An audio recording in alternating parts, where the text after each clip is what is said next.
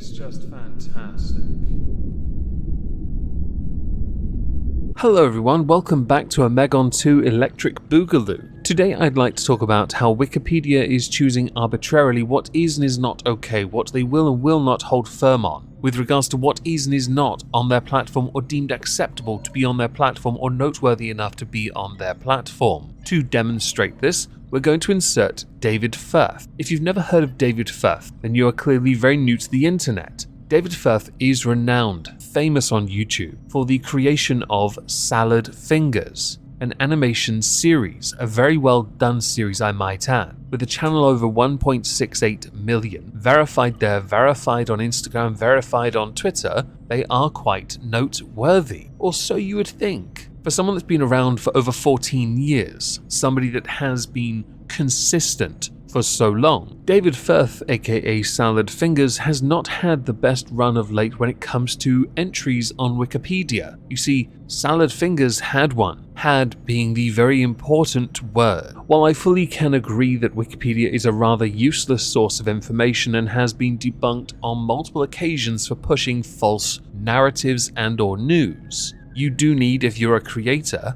to have a good enough online presence to not only maintain your brand, but also drive up the interest in your brand. Having a Wikipedia entry shows you as noteworthy and does in fact help you. Salad Fingers would know this, and does know this, because after all the years of being on YouTube, they are still here, and they are still succeeding. And they are succeeding because consistency, evolution, adaptation, improvement, and amazing merch. I want the plush and I want the slippers. I may buy the slippers, in fact, because the plush isn't out yet. So David Firth put out on Twitter a rather interesting Twitter thread, and I'm going to read that to you. Hey, Wikipedia, I've been wiped from your pages, deemed not notable enough, despite having created one of the most popular web animations ever, directing music videos for famous artists, voice acting in hit TV series and games like GTA 5, releasing music on an established label, 2 feature-length movies, and plenty of TV work,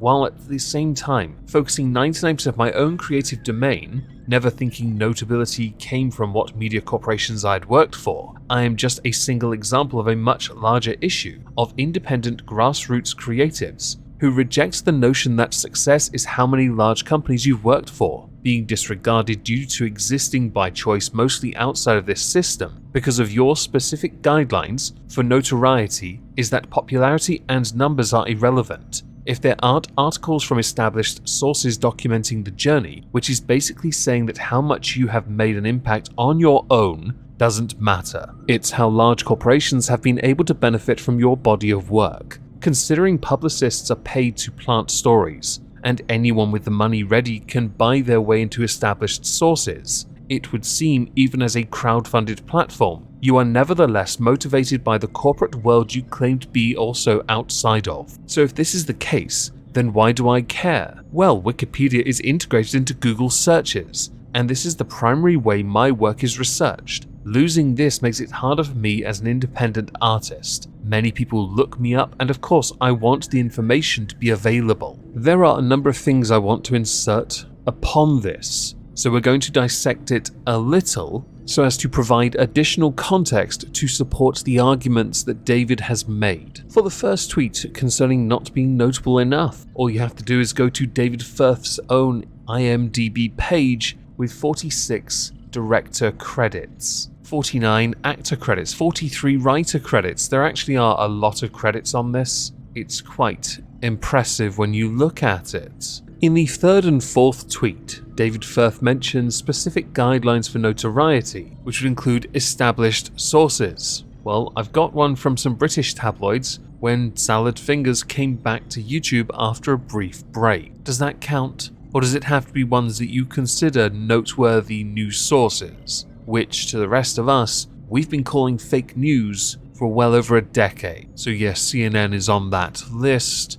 as is the BBC, and of course obligatory, defund the BBC. In the 5th tweet, David basically says, in the words of the $1 Million Man, everything has a price. And that is well known and established and has always been the status quo, which is not remotely acceptable, of course not. But when it comes to a crowd-funded site, and if you ever go to Wikipedia, they're always crowdfunding, I find it quite interesting what they have themselves deemed to be noteworthy or notable enough based on, quite frankly, ridiculous guidelines. You have YouTubers who have less of a presence than David Firth, who have Wikipedia pages that you have dubbed more notable than that of Salad Fingers, which makes zero sense to me considering how active David Firth has been for well over a decade. And on the final one, pointing out how important it is to be present within an algorithm. This is very important for all creators. You want to be in an algorithm of some kind